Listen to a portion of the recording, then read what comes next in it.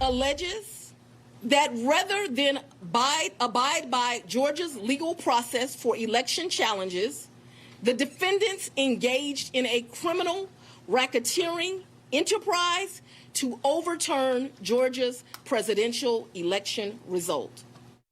Well, that was Fulton County District Attorney Fani Willis sounding off following the indictment of former President Trump and 18 other co-defendants.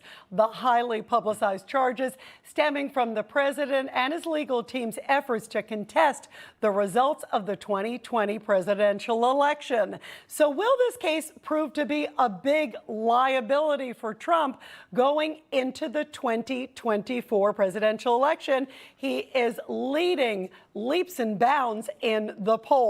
Well, joining us now is former Florida Attorney General and also former special advisor to President Trump, my old friend, my dear friend there, Pam Bondi. Pam, it's so great to see you. What's your reaction to this case and also DA Fani Willis? Well, you too, my wonderful friend, and I love your show. You have a great show, Rita. Well, first of all, Fani Willis is in way over her head. She has charged not only President Trump, Chief of Staff Mark Meadows, Mayor Giuliani, but a total of 19 defendants, including President Trump, with I think it's a 41-count indictment that takes 98 pages. It's unbelievable. First of all, it's not a crime what they did. Free speech. It shouldn't even be in state court. Legally, it should be in federal court if they're ever going to prosecute him for something so ridiculous. But she wants a trial date set when? On March 4th, Monday. Guess when Super Tuesday is? March 5th.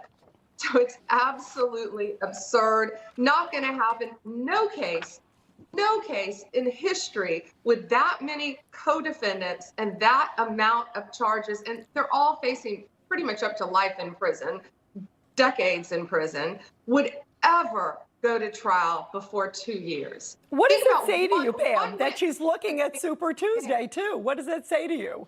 Well, that's the ultimate election interference. The irony of all of these charges, the ultimate election interference is what she's trying to do. She's trying to prevent a former president and the front runner by far, and most likely, I believe, the next president, the 47th president, from participating in the election. It's truly remarkable and absurd what she's doing. You know, you mentioned about the 41 counts, and I want to show some of them. I mean, they range from racketeering to election fraud. Trump himself is facing charges that include violating the RICO Act, fraud, and a lot more. Now, as a former prosecutor yourself, walk me through these charges, and do any of them even seem to be appropriate in any form in this case? No, Rita, none of them are. You know, you and I for many years have talked about violent crimes, serious criminal cases. And if I was a citizen in Georgia right now, in Fulton County, anywhere in Georgia, I'd be pretty upset that this is what she is taking her time as the elected district attorney to do. Racketeering is reserved for violent offenders, for drug kingpins, for criminals who commit serious violent crimes, for drugs, for MS-13. There are gang members running all over the state of Georgia. Yet this is what she is doing. And it's just, it truly will not hold up. If by some crazy chance she got a conviction, it will be appealed and it will be overturned. But I don't think she's even going to get that far, because I think there are going to be motions to dismiss. And I know Mark Meadows has already asked to remove this to federal court where it belongs. And I anticipate President Trump will do the same thing, because he was president and Mark Meadows was chief of staff, and they were federally elected officers. I don't even think she has jurisdiction over this, Rita. I really don't. Do you think, Pam, to that end, that it could move up to federal court even before the booking takes place? Because the booking is slated to take place in Fulton County's jail in Atlanta. By the way, that's also currently under investigation for unsanitary conditions and overcrowding. So do you think it could be moved? And if it isn't, it looks like it may be a dog and pony show there. There's cameras in the courtroom, too. Yeah, and we exactly, and that's what she wants. She wants this to be a spectacle. She wants to demoralize all of these co-defendants, and it's not going to work. It's going to backfire. She wants cameras in the courtroom, and in Georgia, defendants can appear via video for arraignment. They can waive their appearance at arraignment and have defense attorneys appear on their behalf. Let's see what she does.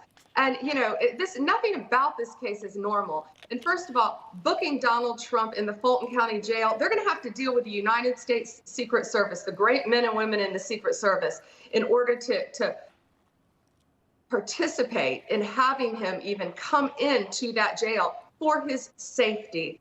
So nothing about this case is normal.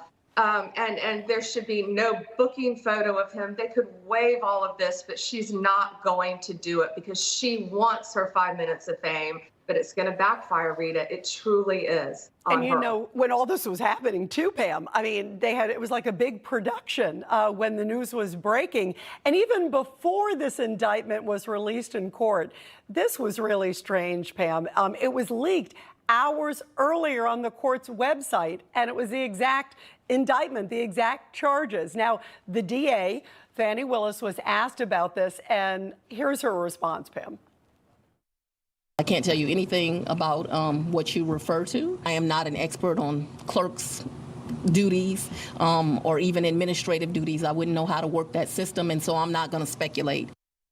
Now, the clerk later said she's only human, but it was just, it was interesting, Pam, I mean, to say the least. What does this say? Do you believe that the DA knows more than she's letting on? Was this leak deliberate, or does it show that the fix was in before it even went to the jury? Well, Rita, first of all, a first-year prosecutor knows how to navigate the clerk system. So either Fani Willis is completely incompetent or she's a liar. One or the other, no in between here. So she has this sample indictment before a grand jury hands down a true bill. So it was totally set up. She knew what the charges were going to be. They leaked it. And I mean, it's ridiculous. And she says, oh, this amount of charges, that's why the clerk had to run it through the system to see if they could even take. It's such a voluminous indictment. Well, then how would it ever even go to trial by March if it's such a huge indictment, an unprecedented indictment that they had to run something through the clerk system? Nothing about this makes sense. She should not have had the charges before a grand jury recommended what the charges should be. Yeah, there's certainly a lot of questions about this case. That is for sure. Pam, so great to have you here. We love having you here on Saturday Report. Thank you for being here, my friend. Thank you, my friend. Thank you so much.